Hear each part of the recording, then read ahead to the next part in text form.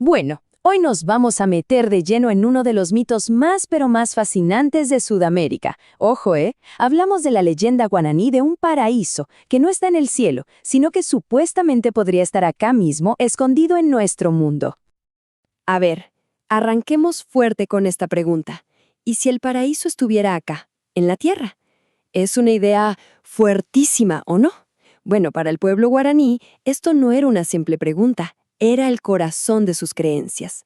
La idea de que la perfección no es algo que te espera después de la muerte. No, no, es un lugar real, un lugar al que se puede llegar. Y claro, de acá nacen estas ideas. Miren, los mitos, como el de los guaraníes y, la verdad, tantos otros pueblos originarios de nuestro continente, no son cuentitos para chicos, para nada. Eran su forma de entenderlo todo, la vida, la muerte, el cielo, las estrellas, todo. Eran como sus mapas para poder navegar por el mundo. Bueno, entonces vamos al hueso. ¿Qué es esto de la tierra sin mal? Pensemos que es la versión guaraní del paraíso, pero, y acá está la clave, con una vuelta de tuerca que lo cambia absolutamente todo. En su idioma original, el nombre es Ibimara-Ey. Y lo más importante está justo ahí, en la definición. Es un paraíso terrenal.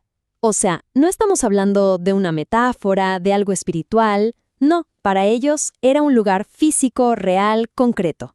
Un lugar que está en este mundo, ¿se entiende? Y que se puede encontrar. Ok, ya sabemos qué es. Ahora, hagamos un viaje con la imaginación. ¿Cómo se ve este lugar? ¿Cómo es? Les adelanto que las descripciones son, bueno, increíbles. Lo primero que salta a la vista es la abundancia. Pero una abundancia sin esfuerzo. Imaginan un lugar donde la cosecha siempre, pero siempre es buena, donde no hay que matarse trabajando la tierra. La naturaleza te da todo lo que necesitas, así, sin pedirte nada a cambio. Y a toda esa abundancia, súmenle un clima perfecto, ideal, sin extremos de ningún tipo. Nada de frío que te congela ni un calor que te liquida. No, un equilibrio perfecto, constante, súper agradable. Los detalles que cuenta la leyenda son para sentirlos, ¿viste? Te hablan de árboles cargados de frutas listas para que estires la mano y las agarres. Te hablan de ríos con aguas tan puras que son transparentes. Todo al alcance, todo fácil, todo puro. Y escuchen esta frase, porque la verdad es que lo resume todo de una forma espectacular. Las aves cantan bellas canciones, y la naturaleza jamás deja de brindar lo necesario para subsistir. O sea, un mundo en armonía total. La naturaleza no es algo para explotar, es una madre que te cuida, un espectáculo constante de vida. Ok, todo muy lindo, pero si este lugar existe, la pregunta del millón es, ¿cómo llegamos ahí?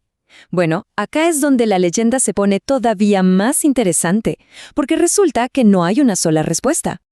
Y la gran duda que atraviesa todo el relato es esta. Para llegar, ¿hay que morir o no? ¿Es un lugar para el alma, un lugar para el cuerpo? Y lo loco es que dentro de la misma cultura guaraní, no todos pensaban lo mismo.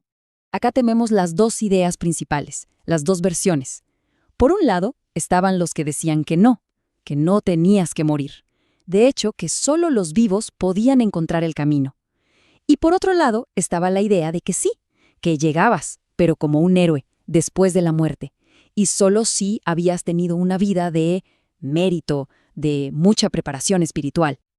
Pero ojo, en algo sí estaban todos de acuerdo, en lo que pasaba una vez que llegabas. Y acá está la posta. Se llega en cuerpo y alma, y una vez ahí, el cuerpo se transforma, se acaban las enfermedades, se acaba la vejez, listo, es la inmortalidad, pero física.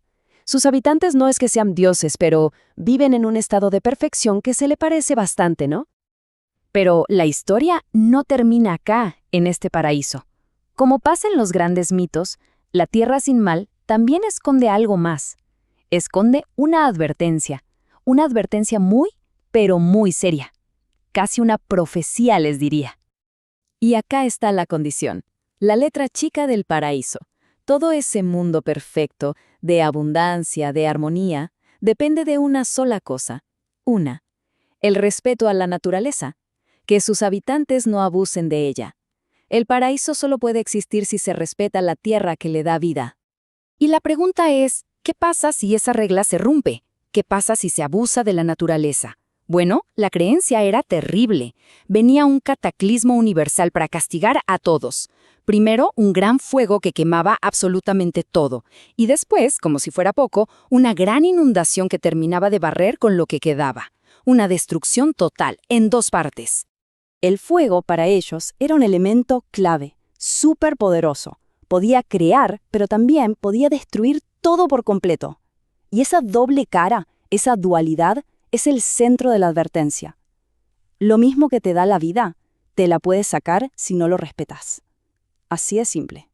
Y así nos deja el mito, con esta imagen final, no un paraíso en la tierra, pero siempre amenazado por el fuego y el agua si se rompe el equilibrio.